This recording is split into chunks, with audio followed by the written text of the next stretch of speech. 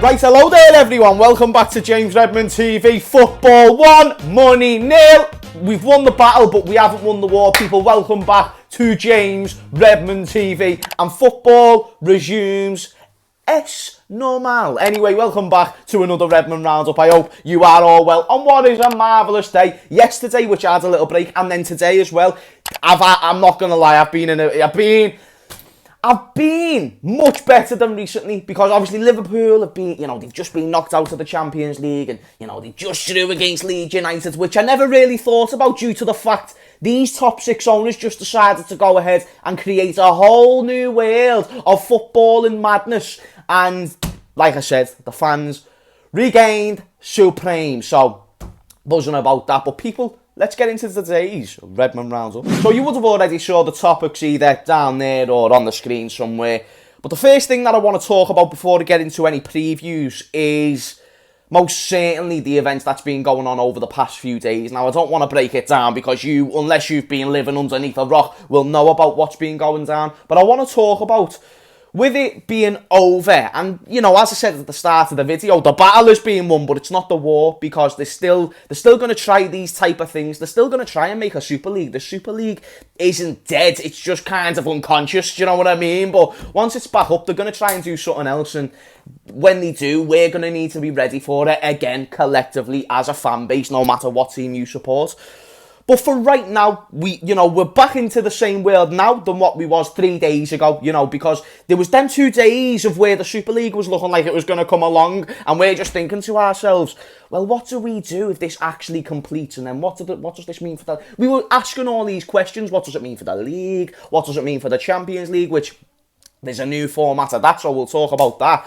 But the one thing I want to talk about, now that the Super League's done as we know it for now, how should these top six sides be punished? Because if they go unpunished, hear me out, if they go unpunished, then I feel like that's a very big fuck you to all the other teams in the league. And not only in the league, but in the Football League. So not just Premier League, in all divisions. Because that top six where I get Man United brings more eyes to the table than a Burnley. I really do understand that. And I get numbers in a business like football, because it is a business, people can't deny that. But numbers in a business like football is massive. But it's certainly not everything. You've got to think about where Man United started off from. The Glazers weren't there when Man United started their success. So it's not the Glazers, in my opinion, who has the right to take Man United out of that equation or out of that format. So the fact that they've done that was one thing that I had a problem with. But where you hate these teams and where you punish these teams, because I've heard things like point deductions and I've heard things like relegations. And if you think that, fair enough. And let me know in the comments down below what you would do to punish these teams.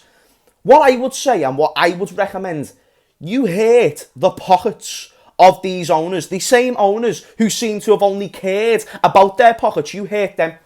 Don't hate the achievements of what every team has done this season. And what, like, for example, Liverpool, we have fucking bottled it massively in the league. We're knocked out of the Champions League. We never did well in the FA Cup or League Cup. But why should we be given any point deductions or anything like that? Because our owners, who for hungry, greedy reasons decided to say, do you know what? I think it would be best if maybe we decided to enter a Super League and fuck this business. And why did he do that? He never done that for legacy. He never, John Henry never done that for history. He done that for his own back pockets. So when it backfires, hurt him where it's going to hurt most. His back pockets. And the same goes for all the other owners. And I feel like that's a much more fair approach when it comes to this situation, as, again, it's not the players who did this. They didn't know about it. It's not the manager who did this. They didn't know about it. It's the owners. So hit them where it hurts most. Anyway, the next thing I want to talk about before I get into all the previews, and also, let me know your thoughts on all that in the comments down below. Do I make a good point? And if not, let me know why. I'm more than open ears. But talking about approaches, I want to talk about, what does this mean? Because now that we're back into a normal-ish footballing world, what does this mean for Liverpool and their summer transfer window? Because it's looking sort of 50-50 whether we're going to get top four. We're 100% in the top four race, but we're not 100% in the top four. So With that being said, what does this mean for FSG's transfer approach? What I mean is, will they, in any way, shape or form, feel guilty? And what, I don't expect them to sit there absolutely scratching their nails, thinking to themselves, shit, we've got to buy Mbappe just so the Liverpool fans will get back on our side. I'm not saying they're going to do that, but I'm saying, compared to the plans they had before for a transfer window, do you think it's maybe changed significantly based on the fact they have got to get the fans back on their side? I am very much still FSG out. They could go ahead, buy Mbappe and buy a Haaland, and I am still FSG out. They're not the worst owners that you're going to get, but it doesn't mean that we can't ask for more. And, be careful what you wish for, because you can't sack the owners. But that does not mean I'm going to accept the lies that they've just told us as a fan base. And if any other fans decide to just accept that lying down, then welcome to another 100 years of football being the exact same way. Venture capitalists coming into the sport and trying to take it over. And it's venture capitalists like John Henry who, they think that way. They think, well, what do they like? They like transfers. So let me give them a new toy to play with, essentially. And once they've got that, then they'll be fine.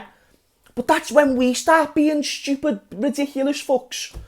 By just accepting that. So, I think there's a possibility we could go out and buy more in the summer, which I suppose is a positive, but it doesn't mean FSG should automatically keep their job in any way, shape or form. But let me know what you think in the comments down below. Right, so Liverpool have got a massive, and even more massive game now against Newcastle on Saturday. A 3 o'clock kickoff, I believe. I might be wrong there. But the reason why it's all the more bigger, we've just drew against Leeds United. And when you're dropping points against Leeds, and Leeds rightly so deserved that point, they play very, very well. They've got such a weird style of play. But that was a game that Liverpool really, especially with the way we played in the first half, we should have tried. I know we tried, but we should have really tried more so to try and make sure that we just basically kept that result, because that was a must-need 3 points. And the way we were playing, it was looking very likely that we could have got them 3 points.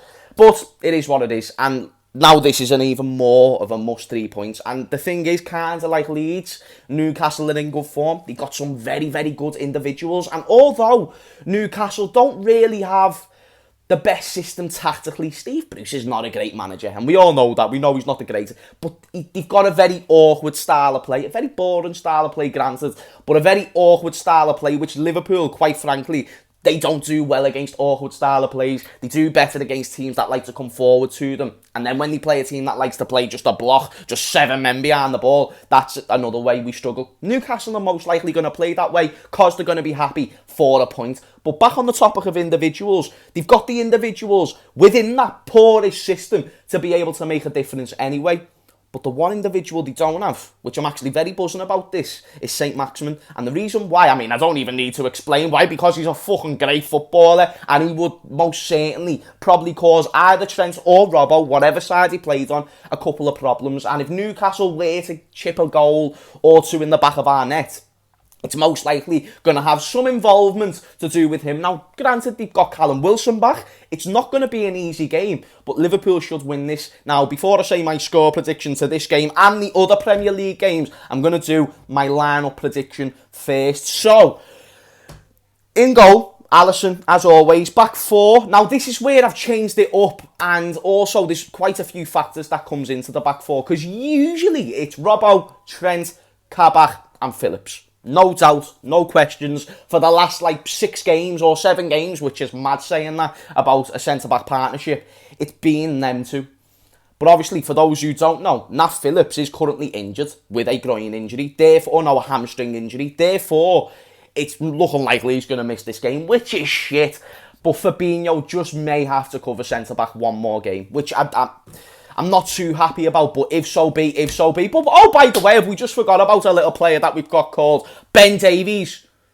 Have we forgot about that? People bloody hell. So we've got injuries at the back. This is the way I think Klopp will start the back four. Robbo, Nat Phillips, Kabak. Nat Phillips if he's fit. But if it's not Nat Phillips, then I think he's going to start Fabinho, Kabak, and then Trent Alexander-Arnold. That's the way I think Klopp will set up. I'll get into the midfield and then I'll tell you how I will. Midfield, I believe, obviously Fab needs to be fit to be available for this game. But, Nathaniel Deeney Van Phillips needs to be fit to be available for this game to play centre-back. But as Fabinho will most likely cover centre-back, I'm going to say it'll be a midfield of Thiago, Gini and James Milner. James Milner will play further forwards with Thiago, and then Gini will play in the sixes, the way I think Klopp will set that out. And then the front three, again, another area of the pitch that constantly gets changed and chopped and changed by Jurgen. And I feel like right now, he's just juggling around with the options that he's got there, and he's happy about it. And I like to see him testing it out. But there's one player, or actually two players, who should be guaranteed starting in that front three. And it's Mo Salah and it's Diogo Jota. Especially in a period where we don't have much fixtures, other competitions to worry about. Just get your best front three is. Whatever that may be, at least get two of the best three on the pitch, which is Salah and Jota. In this case, I think he's going to go with Jota, Mane and Salah. However you play them is however you play them. What I would do, instead of Robbo, I would maybe suggest Tsimikas. Reason being, not that Tsimikas is a better left-back than Robbo. No doubt that Robbo is clear of every left-back, but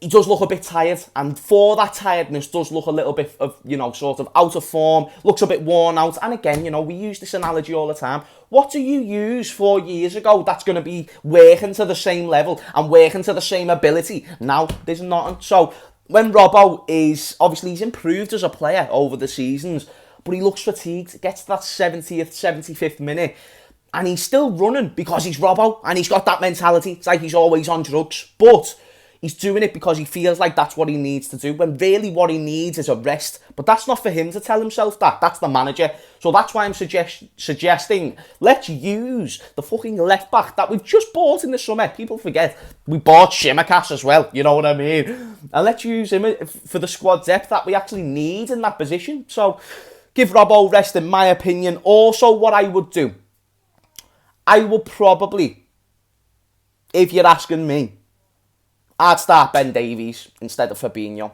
I'm not going to lie to you people. I think it's one of them where we just do operate better in the midfield. So I'll probably rest Gini, take Gini out of that midfield that I think Klopp will go with.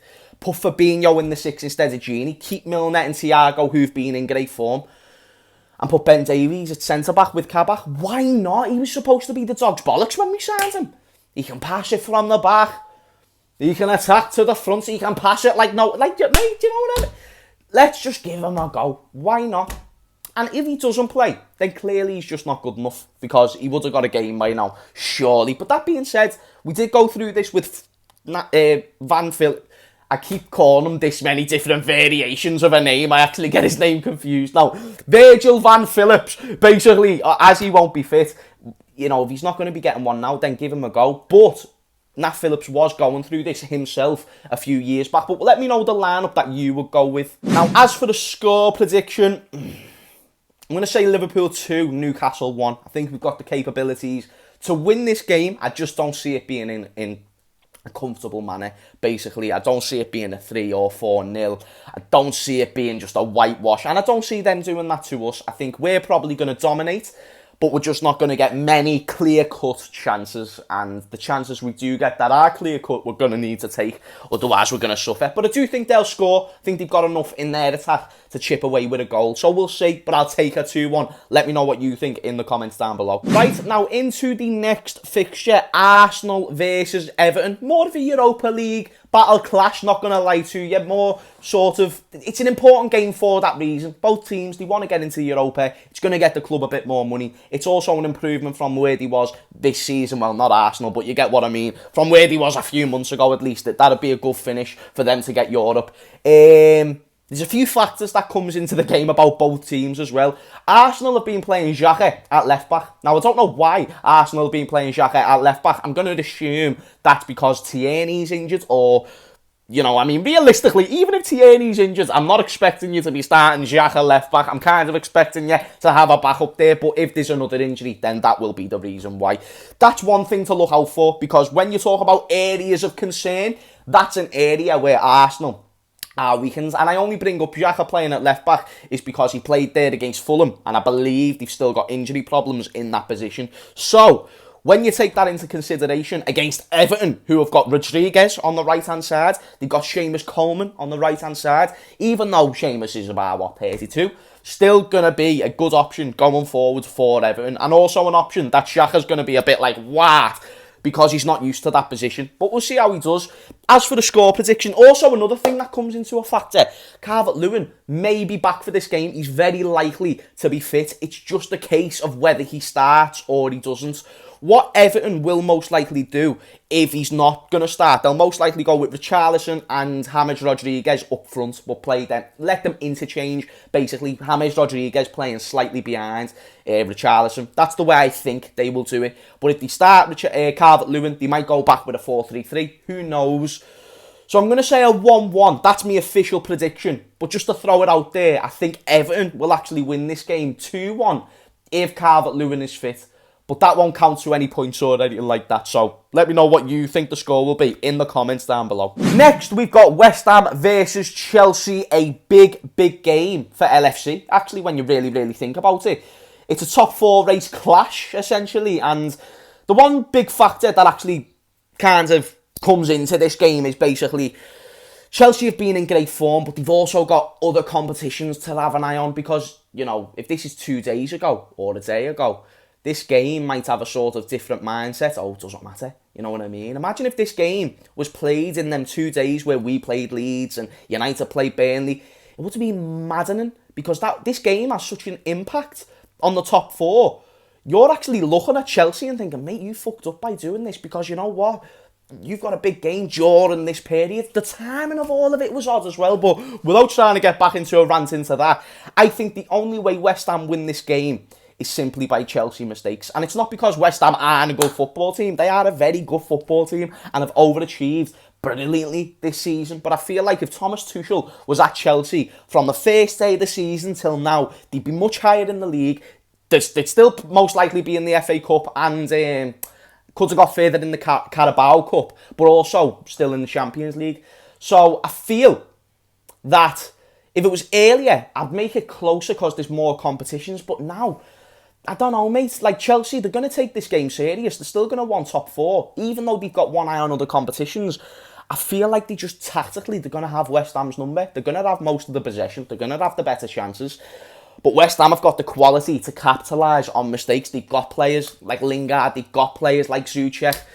So I'm going to say Chelsea 2, West Ham 1. Chelsea are away from home as well, but I'm not going to write off West Ham completely. I think they'll get a goal, and I think it'll be tight. But when you talk about West Ham and mistakes, it's something that they're quite accustomed to making. They would most likely be above teams like Leicester if they didn't have them areas at the back where they were so vulnerable.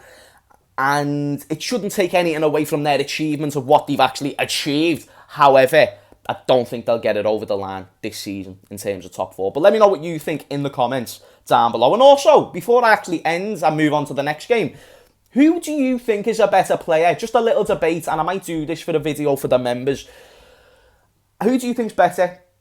Mason Mount or Jesse Lingard, based on current form? Let me know in the comments down below. Right, and then we'll zoom through these last few games and the predictions for these ones. So Leeds versus Man United. The thing is, this game can go one of about 5 ways. It can go the same it did last time when Man United won 6-1. It can be a 4-4 draw. It can be a 2-2 draw. Leeds could lose 2-1. Leeds could win 5-4. Leeds could win 2-1. I think the only thing that won't happen is Leeds winning this game like 6-1. I think anything else can literally happen. And I know that's a bit of a cliche thing to say, but that's just Leeds' style of football. They play like the sniffing cocaine, kind of like the way I am on videos. It looks like I've done online just before I hit record. It looks like what Leeds have done before they walk onto the pitch. So fit in terms of how long they can keep going for. So good in terms of how versatile they are in terms of options. But one thing that might not go against them, or will go against them, is the fact Rafinha is looking likely to miss this game. So I'm going to say, fuck it, I'm going to be out there. 2-1 to Leeds United anyway. Sheffield are playing Brighton. I'm going to say 1-0 to Brighton. Wolves versus Burnley. Going to say Wolves 2-1. I think they've got enough quality to beat Burnley there. But Burnley are, of course, in a relegation battle, which is important to mention. Aston Villa versus West Brom.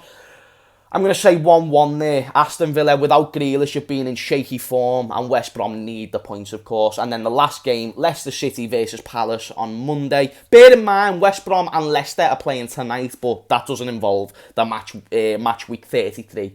So I'm not going to talk about that one. But Leicester and Palace, obviously, if Leicester lose tonight, that could have a factor in how I think about this game. But I'm going to say Leicester to win. 2-1 against Palace, but that's going to be a good game. It's going to be close. But people, thank you for watching today's Redmond Roundup. Hopefully you enjoyed. If you did, smash a like and subscribe if you haven't already. And if you want to become a member of the Redmond's Army, well, I've just told you what you need to do. Like and subscribe. But if you want to join the VIP club and basically become a Redmond's Army fella, then click the link in the description for exclusive content that will be coming out on the channel today. You don't have to pay for it. It's just there as an option if you want more content. That's the way it is, because I don't want to overload the content on the main channel, but I also want to give you more content, so that's just optional. However, a like and a subscribe is worth more than anything. So there's going to be another video later on UFC, which will be on the main channel, but then there's also going to be a video about FSG and their biggest mistakes for the members. So if you want to keep an eye out for that, become a member. It's going to be out later. But anyway, people, thank you for watching this video, and I will see you all next time. Peace out.